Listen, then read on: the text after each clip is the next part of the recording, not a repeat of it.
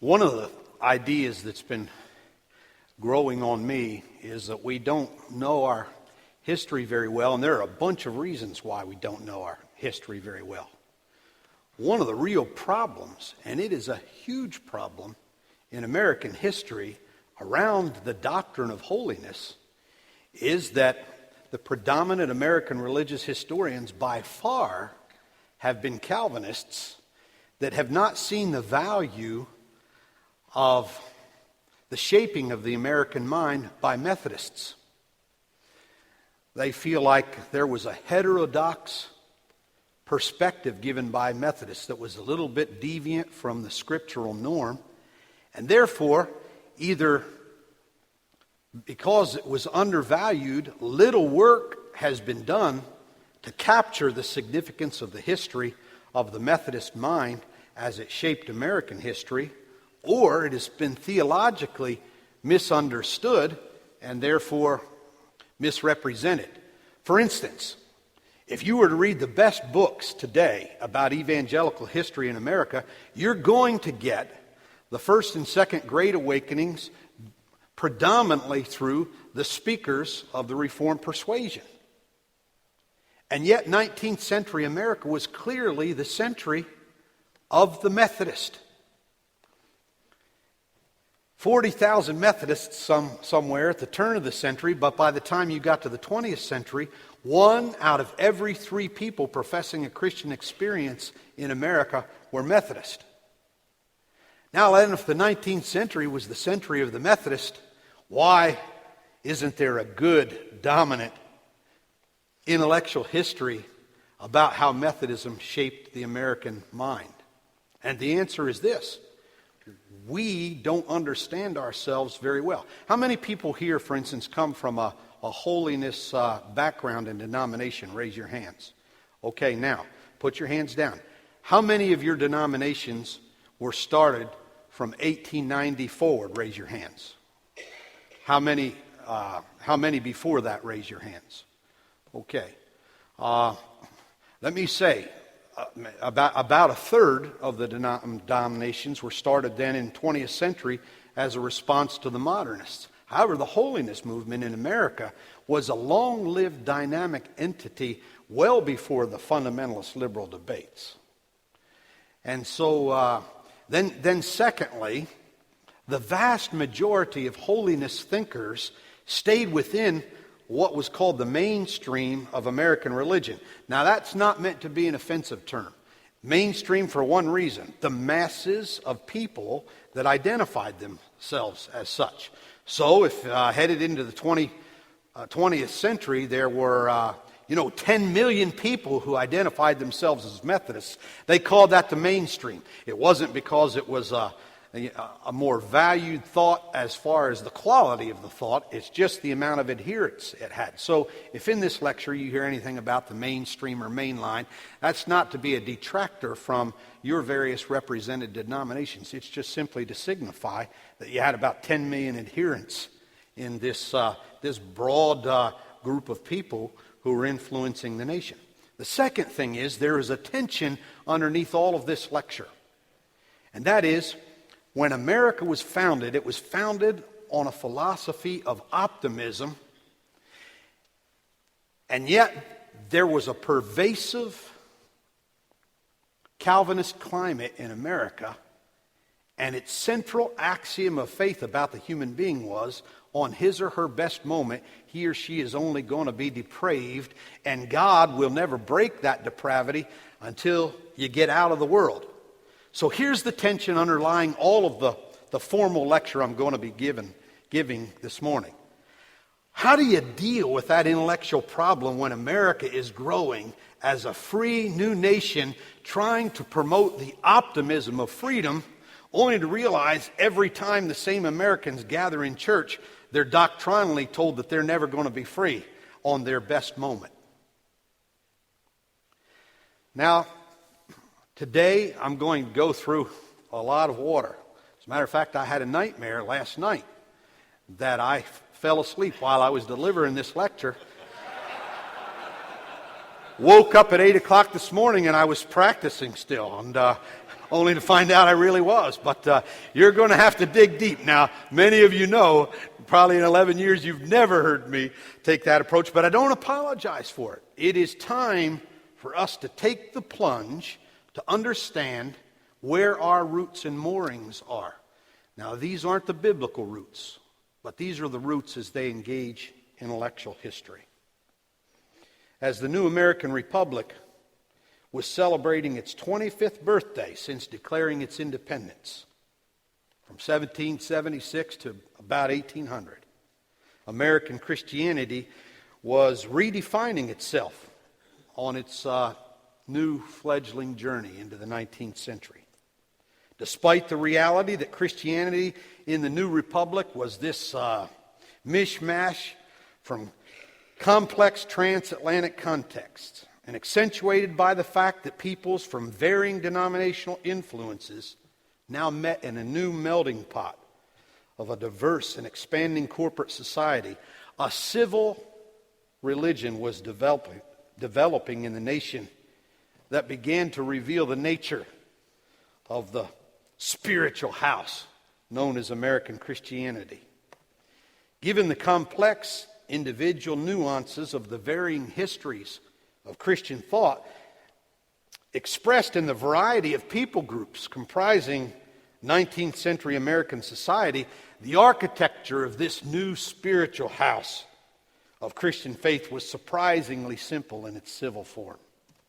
In fact, the new spiritual house of American Christianity in the early 19th century, in its public posture, looked more like a plain pavilion in its principal parts than an intricately designed cathedral.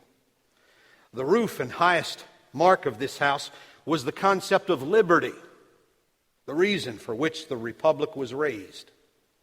The foundation of the house was a rapidly expanding Protestantism. The pillars which constituted the pavilion were the ideas of the optimism of common sense, egalitarianism, tolerance, and the God-ordained destiny for a Christian America.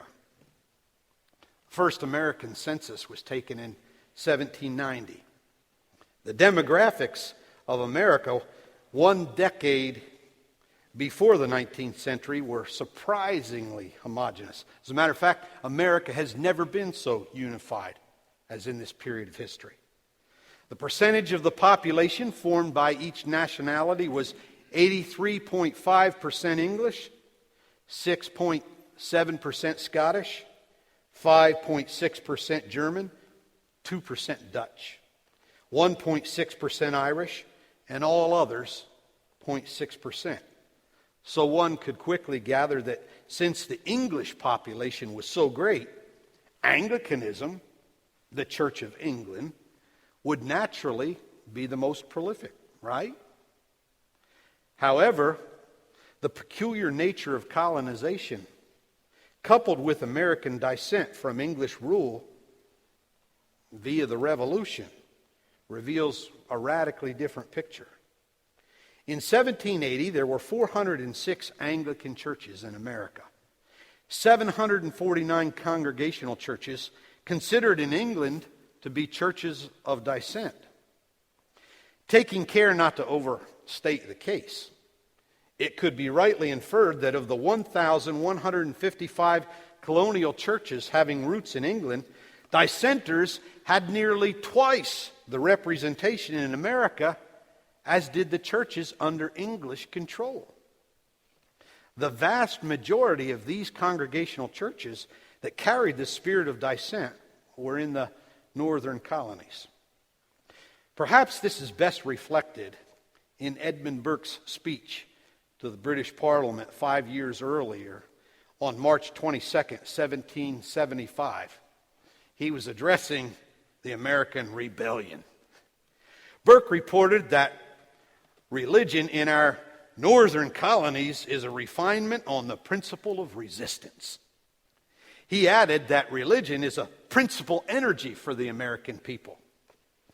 The people are Protestants, and of that kind which is most adverse to all implicit submission of mind and opinion. Burke was able to summarize his thoughts in 1775 with this observation: the fierce spirit of liberty is stronger in the English colonies probably than in any other people of the earth. William Blackstone, a contemporary of Burke, corroborated Burke's observations when he suggested that the spirit, doctrine, and practice of dissenters were not likely to make them good subjects. In other words, we were a bit rebellious because our religion led us to be rebellious. Burke and Blackstone were correct. 1 year after Burke's speech, all of England would know that when America declared her independence, the currents of religious dissent with England that flowed in America would be one of her strongest ideological allies in the colony's quest for liberty. Illustrative of this fact is the observation that only 1 year after the American Revolution, and remember, John Wesley's 1766 book, A Plain Account of Christian Perfection, is only 10 years old when we declare our independence. The state of New York declares that the state of New York revoked all laws and acts construed to establish or maintain any particular denomination of Christians or their ministers. In other words, we don't need to follow the king's denomination. Furthermore, the free exercise and enjoyment of religious profession and worship without discrimination or preference shall forever hereafter be allowed within this state to all mankind. And a newborn nation, conceived in liberty, turned toward its own holy experiment in religion and the free exercise thereof. Representing similar concerns of the 749 American dissenting churches of English background in 1780 were also 457 Baptist churches, 127 Dutch Reformed churches, 201 German Reformed churches, 240 Lutheran churches, 495 Presbyterian churches, and 56 Roman Catholic churches, for a total of an additional 1,576 American churches that had no desire to be specifically state-controlled by England, a sentiment completely harmonious with patriots who had just successfully completed a revolution. Neither the king nor the king's church would define American Christianity. One may readily insert that the mindset of the people was, if England was to have no control, neither should any other body anywhere in the world outside of America have control.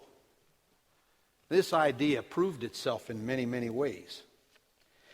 To suggest that religion in America in 1800 looked rather plain in its practices and its overall public posture is not to detract from the vast array of complexities in defining the various components of the intellectual history that shaped Christians in their journey into 19th century America. The intricacies are astounding. What is being suggested is that Christianity in this era of the new nation remarkably corresponds to the popular zeitgeist, the mindset of the American Revolution. If Christianity in pre-Revolutionary War America was a story of the struggle for various transatlantic churches to establish churches or missions in new colonies in order to gain a foothold of strength in an expanding world, post-Revolutionary War Christianity in America was a witness to a new experiment of liberty in a young, burgeoning nation defining itself under the watchword of freedom, moving out to newly settle the continent. Protestant Christianity in America began to dissolve any vestiges of transatlantic state control, so that yesterday's old world expansionism was subsumed under the new rubric of creating publicly a religion that corresponded with the hopes of a newly emerging American dream of independence and self-control, autonomy. The crowned sovereigns of the old world were dethroned for the idea of popular sovereignty in the new. To this extent, many Christians in the new nation imagined their religious enterprise should be as malleable, as permeable as their new democracy. Protestants in many ways embraced innovations that sought to keep pace with their new lives. Because the nation itself was immature, Protestant Christianity in the hands of popular America in many ways looked like a growing adolescent. This notion is reflected in many interpretive histories on the era. Sidney Mead calls the shaping of Christianity in this new context the lively experiment. Sidney Aylstrom, in his book, A Religious History of the American People, quotes Samuel D. McConnell from the 1880s as an illustration of the same point. Here the quote: "It has been frequently noticed that the Christianity of America possesses characteristics all of its own. It is not only different in many regards from that which subsisted in Europe at the time of settlement of the colonies, but it is different from that which subsists in any other portion of Christendom now. Christianity here wears a garment of American weaving and American adornment. The religious history of the country is quite as striking as its political history. The garment of American weaving and adornment called American Christianity was being democratized with much of the same fervor as the political currents driving the new nation. Nathan Hatches said, "The rise of evangelical Christianity in the early republic is in some measure a story of the success of common people in shaping the culture after its own priorities." What were the priorities of the American Christian culture in its new enterprise? Religious freedom that witnessed to the ideals of national liberty, formed and upheld by the pillars of common sense, tolerance, and equality. These were the components of a form of Enlightenment thought that was embodied in such Republican leaders as Thomas Jefferson, Samuel Adams. Henry May, whom many believe is the most prolific author on the American Enlightenment, has suggested that 18th century America was driven predominantly by two currents. One, Reformed Calvinist Protestantism, and two, European Enlightenment thought. By the way, that simply illustrates my point. You got Methodism just booming, and the best critique of American history says it's Enlightenment thought and Calvinism. May essentially defines an enlightened person as one who ascribes to two intellectual positions. First, that the present age is more enlightened than the past. And second, that we understand nature and man best through the use of our natural faculties. Some American historians have made cases that several of America's most influential leaders had roots both in the camp of Protestant Calvinist thought and in the Enlightenment.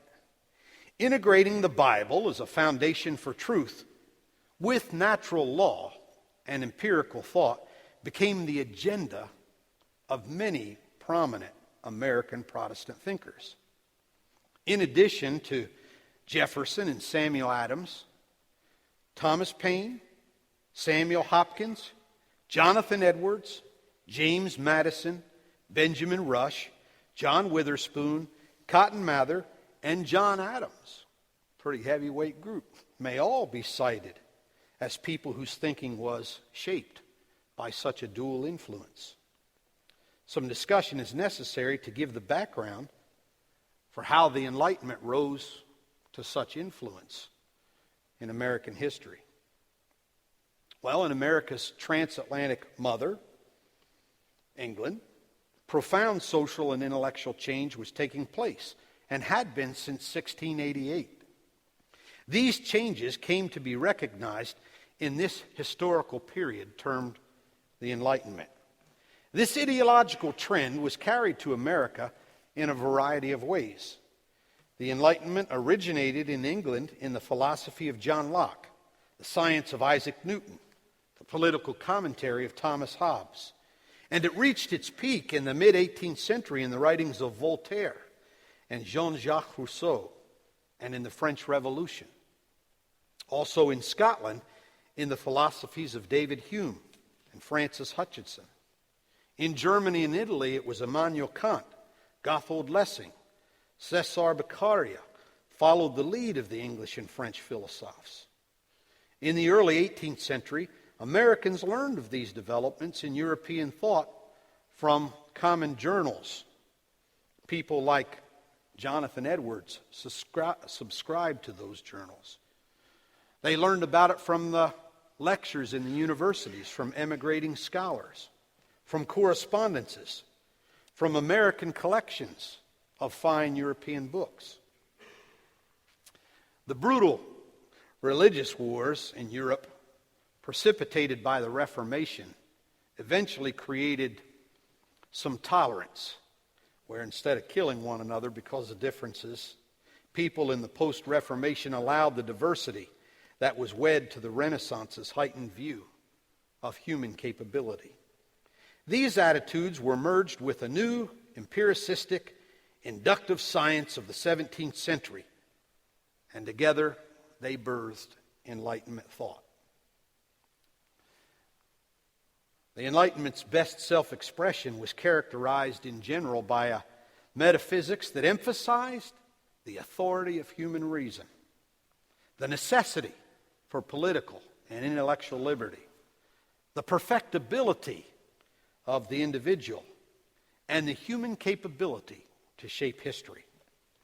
In Europe, the greatest proliferation of this thought received fullest formal exposition from the great flourishing of creative thought in Scotland, from the time of Francis Hutcheson's professorship at Glasgow from 1730 to 1746, extended to the death of Thomas Reid in 1796. Hutcheson and Reid's work ultimately came to be known as Scottish common sense realism, or common sense philosophy. Just to help you weed through a heavy segment of philosophy, I want to isolate one quote. Common sense philosophy was marvelously well suited to the prevailing ideals of American culture. This was not entirely accidental, since the American nation and Scottish realism both took shape in the mid-1700s. This philosophy was above all else democratic, anti-elitist. Kind of helped them get out from under the monarchy. Common sense said that the human mind was so constructed that we can know the real world directly. Some philosophers, particularly those following John Locke, had made our knowledge seem more complicated by interposing ideas between us and the real world. These ideas, they said, were the immediate objects of our thought.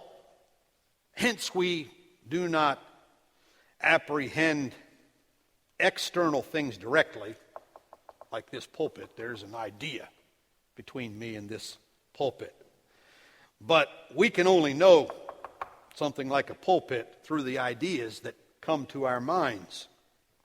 David Hume raised the question of how we can know that these ideas correspond to what is actually there.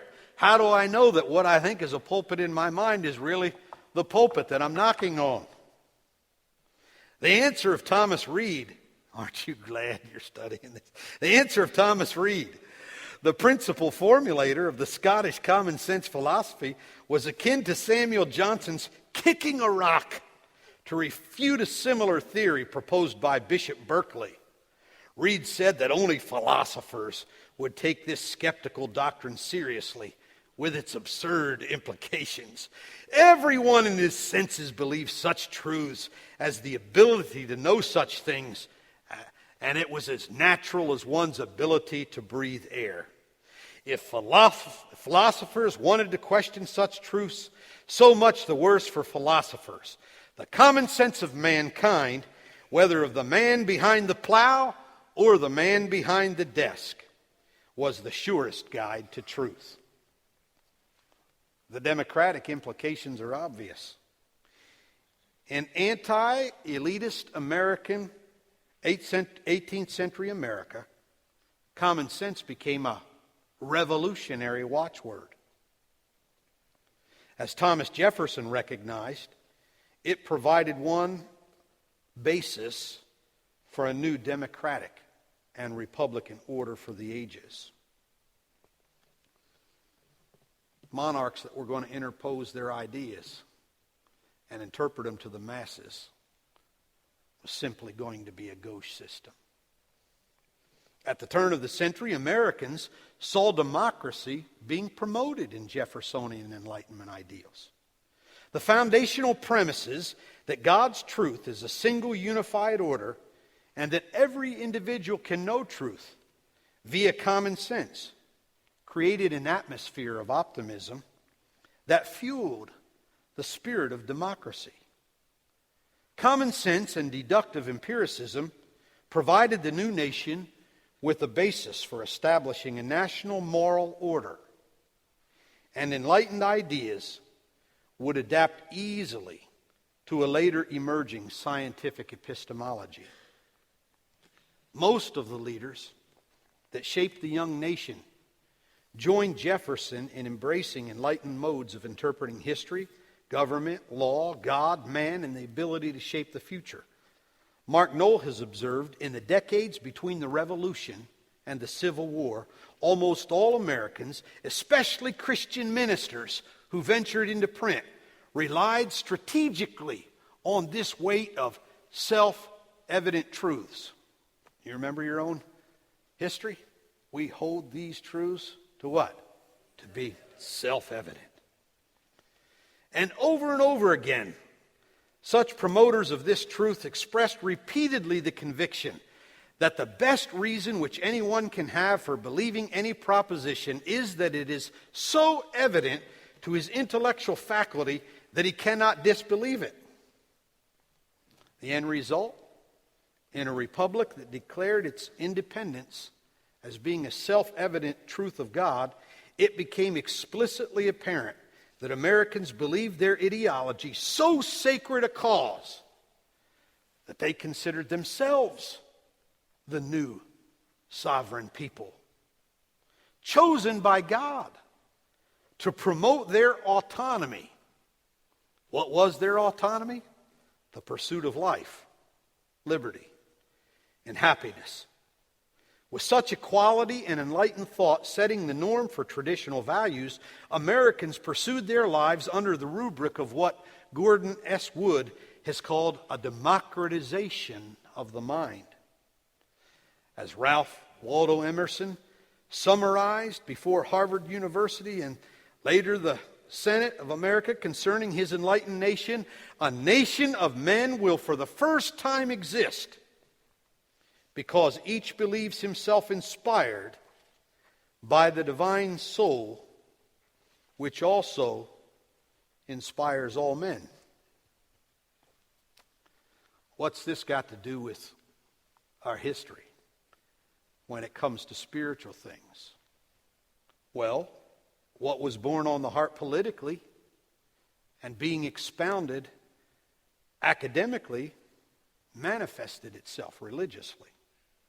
In 1800, Elias Smith resigned from the pulpit of the Baptist Church in Woburn, Massachusetts, as an expression of his freedom from the oppression of organized religion.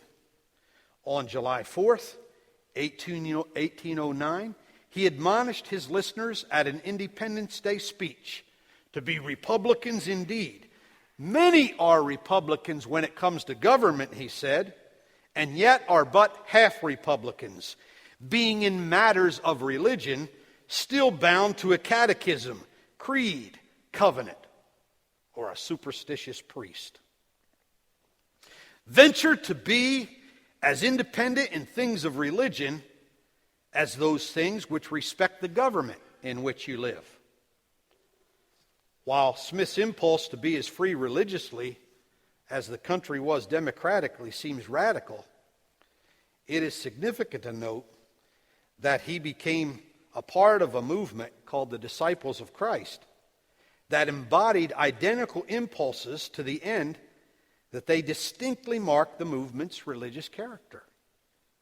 That Smith's feelings were not an aberration and pretty representative is illustrated by the fact that the Disciples movement eventually grew in a short period of time to 4 million members. Now, just to give you an idea, that's about 2 times the history of the Church of the Nazarene. The culture of religious tolerance in America was a two-edged sword. The culture was spawned by a concept of liberty which gave rise to popular sovereignty. Popular religion then became a reflection of American religion.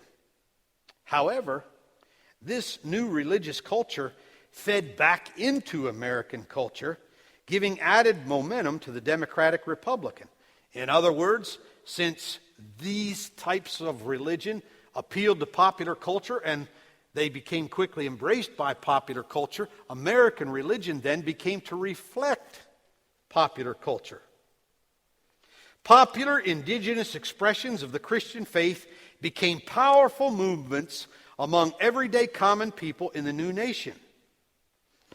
This was a great contrast to religion being controlled by state-appointed elites who educated the masses. Nathan Hatch has suggested that democratization of Christianity then has less to do with the specifics of polity and governance and more with the incarnation of the church into popular culture. Distinctions between professional clergy and lay preachers were regarded as less significant in that people relied less on the trained theologians who carried traditional orthodoxies to hold the authoritative word of faith on practice.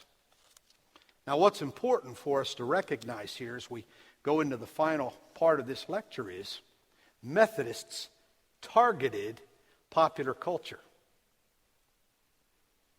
And it was in a heyday of boom. And so everywhere these democratic ideas being spawned by Enlightenment thought and the political optimism existed, Methodists moved in to try to speak to people in such a context. So what role did the ideology of Christian perfection play in an emerging Christian America? And how is it to be understood as one formulates general opinion on its impact on evangelicalism as a whole?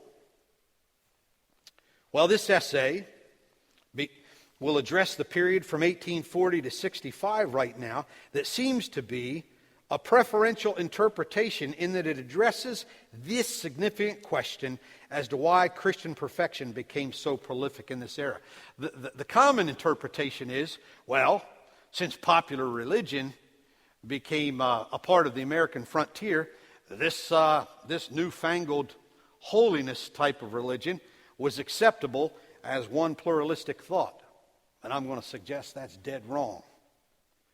Holiness religion proliferated because it carried theologically exactly that which corresponded to the people academically, philosophically, and politically.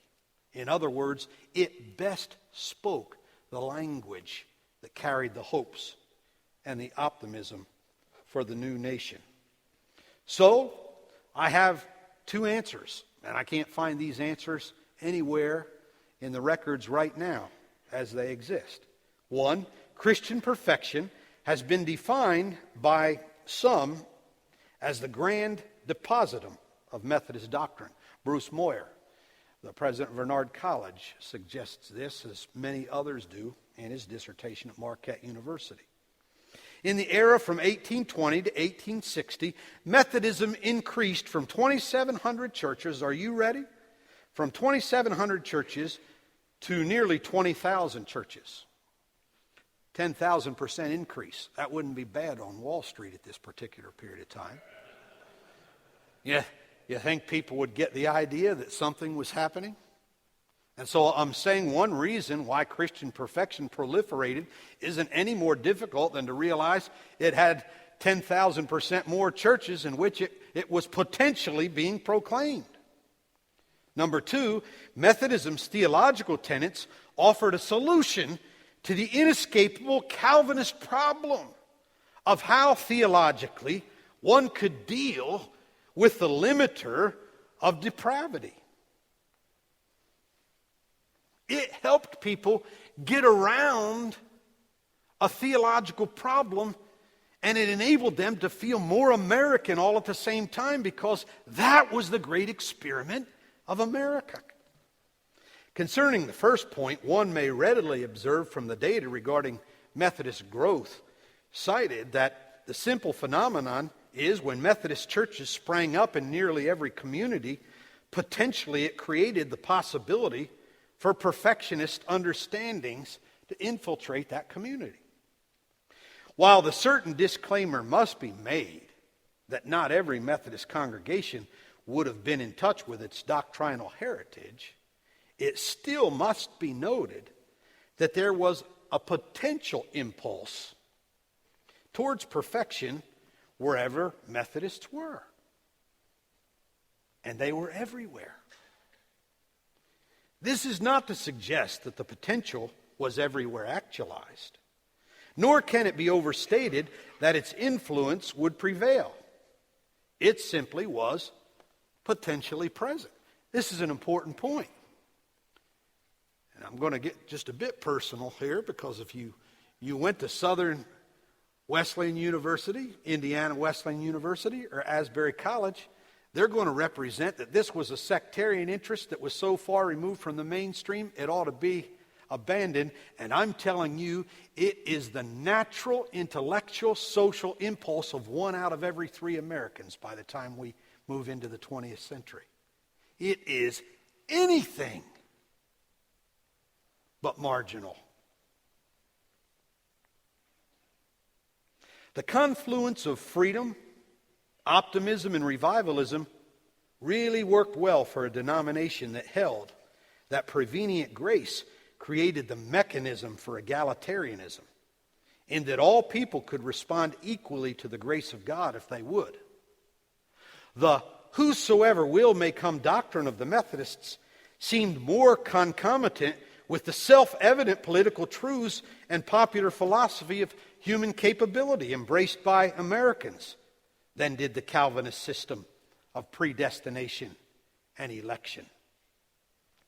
Nathan Hatch has observed that not only was America ready for the Methodist message, Methodism's method of identifying with all people also made it popularly attractive because of its equality. In an epoch of history when the can-do optimism of President Jackson was being promoted, Methodism's popular approach to faith and practice under the leadership of people like Bishop Francis Asbury gained momentum. Why? Because it radically identified with lay people, as observed by Asbury's willingness to live among them where they lived and as they lived. Quite a difference between that and what was happening at the Anglican rectory.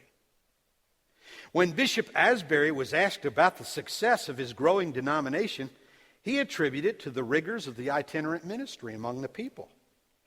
Asbury believed that apostolic ministry was nothing more or less than a concept of persons being sent to the people.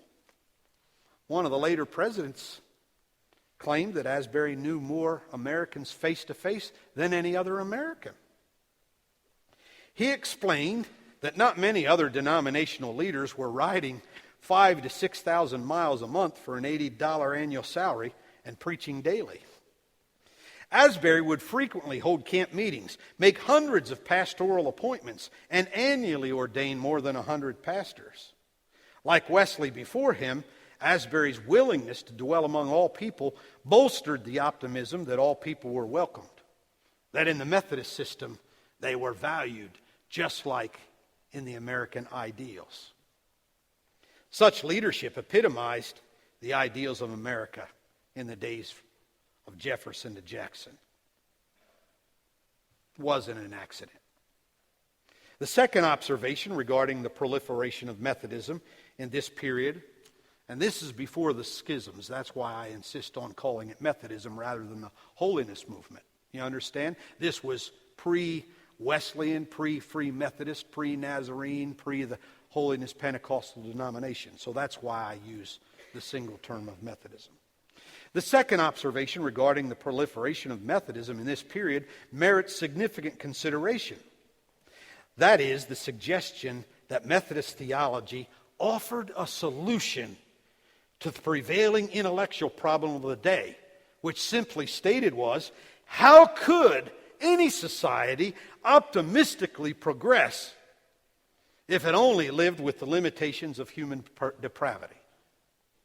What could kill the American experiment more than to live with a pessimistic ideology that, optimistic though we may be in government, in fact we can never get there because humans aren't that way? Even revivalist Calvinists could not adequately define within the terms of their new theological confessions how far human capability could go without posing a threat to their established normative ideas about human depravity. Methodist doctrine on Christian perfection insisted that humans could put to death their bondage to human depravity through placing their faith in the Holy Spirit's definite work in the human heart. The fallen nature of humanity could receive the very nature of God through the indwelling presence of God. And the old depraved nature that could pose the number one resistance to the new American experiment could meet its death, could be exchanged for the shared nature of God. Charles Wesley's hymn, "Oh, for a heart to praise my God," reflected this idea. Listen to the words. Thy nature, gracious Lord, impart. Come quickly from above. Write thy new name upon my heart, thy new best name of love. The notion that American Methodism was theologically so loosely defined because of its extreme emphasis on experience is way overrated in interpretive histories. Methodist polity and its doctrinal posture was given extremely serious attention in the Asbury years. And a Methodist conference even had a fair semblance of austerity about it. Secondly, both Wesley and Asbury broke their doctrine down to the common person's vernacular, unlike this lecture, in order to preach it and make it understood.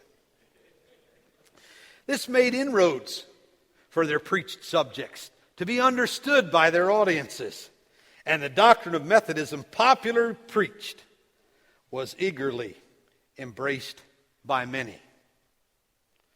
Calvinists, though, vehemently disagreed with the Arminian position, and serious Calvinist theologians treat our position as heretical at worst or heterodox at best.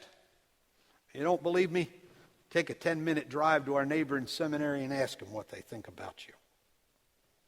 This has been a serious impediment to their evaluations of the intellectual position of Methodism in their interpretive histories. The issue under consideration now is not to contend for which position is right, though I would gladly do it at any given moment. But rather, I simply want to make the essential observation that the idea of Christian perfection, carried most widely by Methodists in an era that has been named the era of Methodists, proliferated in this era because it answered intellectually the two hotbed questions in American life. First, it answered the question on how to escape depravity. Secondly, in doing so, it gave theological expression to the politics of optimism and the path for social progress. In other words, it became the religious intellectual position, essential for best interpreting the era. The optimism that was embodied in a burgeoning Protestant hegemony met its ultimate American challenge, though, in the issue of slavery. And Protestantism, even at high tide, did not rise to the challenge of providing the solution to prevent the Civil War. Scholarship is largely consensual in identifying the Civil War as the historical watershed of the 19th century. C.C. Goen has suggested that fragmentation among the three largest evangelical bodies in America played one of the most prominent roles leading to the event of the Civil War. He argues that since evangelical Christianity had formed a national bond of unity, and the largest evangelical denominational bodies in America were Presbyterian, Baptist, and Methodist, when they were unable to come to agreement over the issue of slaveholding and thus divided their denominations, it produced the first national cleavage between the northern and southern sections of the country. The act of formal separation, Goen contended, broke the primary bond of national unity that had been meticulously forged. And it encouraged disunity, even among the denominations themselves. It set sectional precedents, cultivated distorted images of one another's sectional position, and thus exacerbated the divisions, which led to further moral outrage. Presbyterians divided into old school, new school factions in 1837, with one of the dominant irresolvable issues being slavery. The new school side split again in 1857, arguing over the National Assembly's public posture it should take concerning slaveholders. The Methodist Episcopal Church divided over the same issue in 1844, as did the Baptists in 1845. The divisions of the churches over slavery dramatized the yawning moral chasm now between the North and South. And because the schisms split asunder major national institutions, they riveted the attention of the whole nation on the differences between the two sections. Seeing leaders of the largest organizations in the land unable or unwilling to reconcile their differences over the moral issue posed by slavery made it difficult to believe that the sectional conflict was by any means repressible. Issues such as ethics, morality, industrialism versus a more agrarian lifestyle, social classes, moral norms for capitalism, federal versus state power to determine outcomes, etc., all seem beyond the realm of resolution due to the fact that a debate raged as to the scriptural norm for the slavery issue.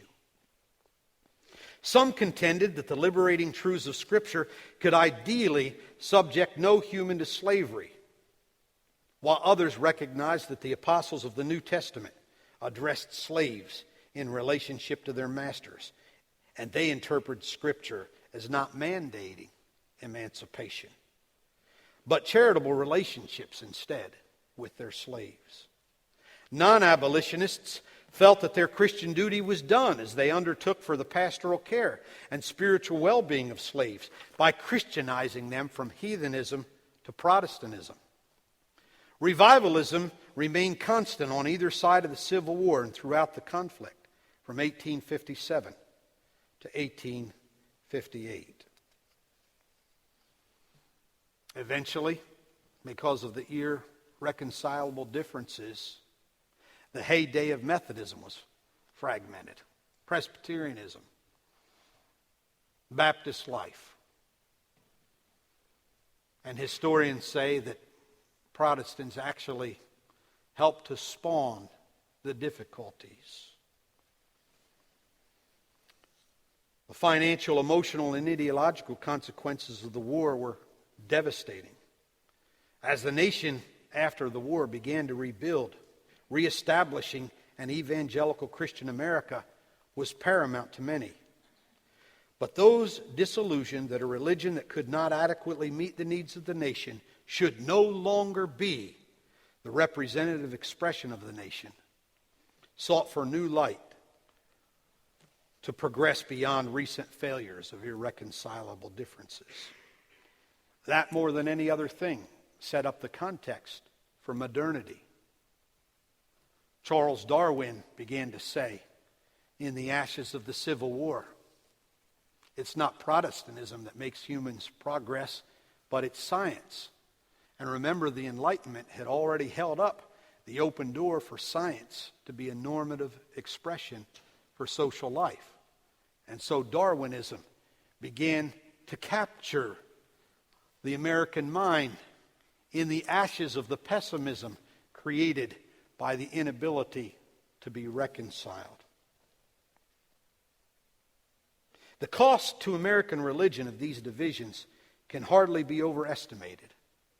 All of the crusading spirit of reform and conquest suffered enormously, as clerical leadership now spoke for regions more than for a nation or a world. Now reflected local biases more than ever before. The concept of how the nation could rebuild and progress beyond its sectional differences became the intellectual quest of the day. Nathan Hatch, Mark Knoll, and John Woodbridge published a popular history of evangelicalism in America entitled The Gospel in America. And with just a few more observations and then a chance to interact at lunch, I want to conclude. Is there a praise the Lord in the house?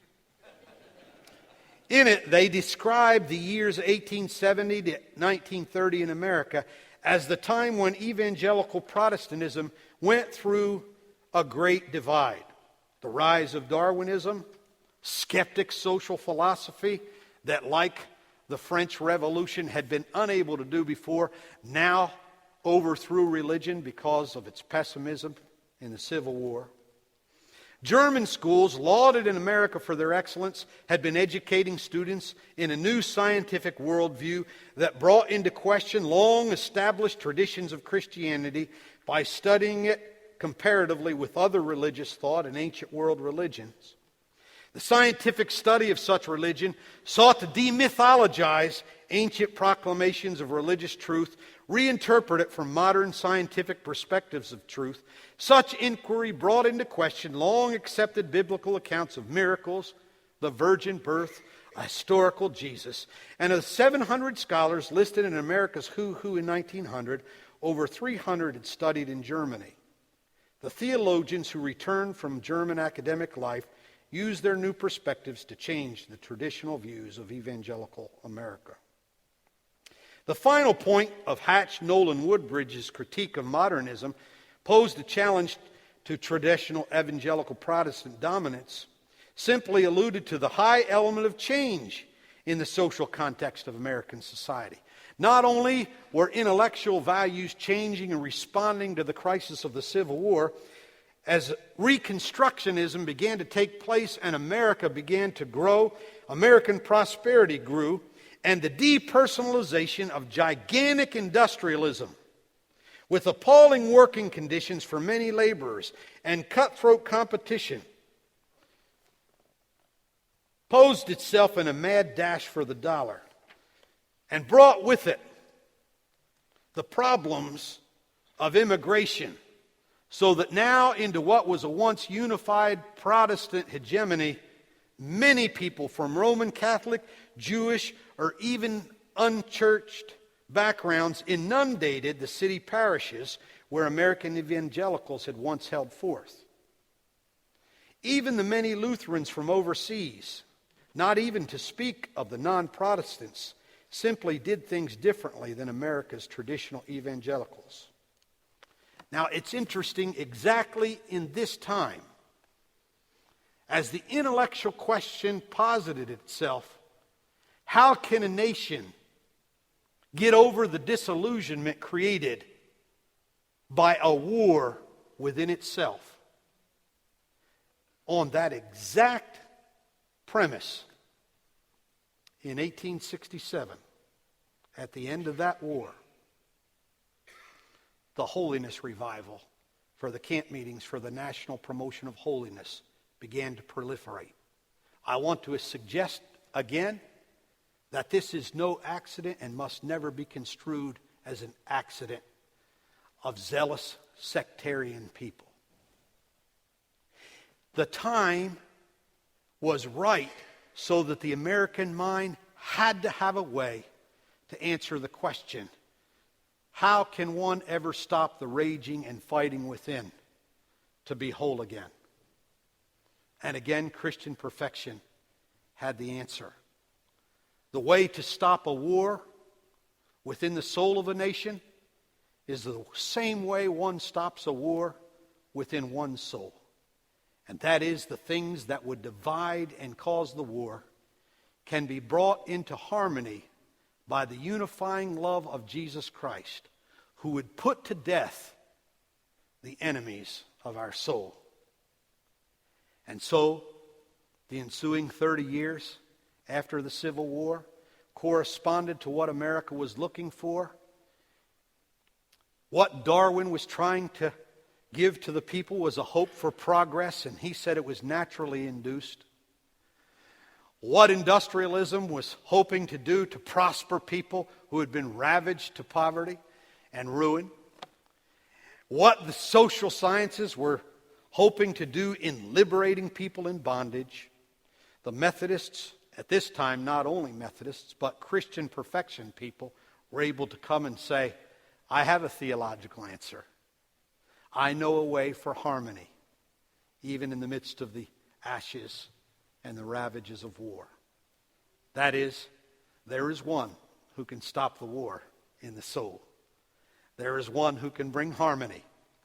There is one who can still give tolerance so that enemies can be loved instead of killed. There is a way that the well-being of society is carried, and there is only one way. We have to put to death the things that make us put to death one another. We have to put to death the things that allow for slavery. And the only path to freedom is the freedom given by the Spirit of God. I want to conclude this lecture then by reasserting its premise.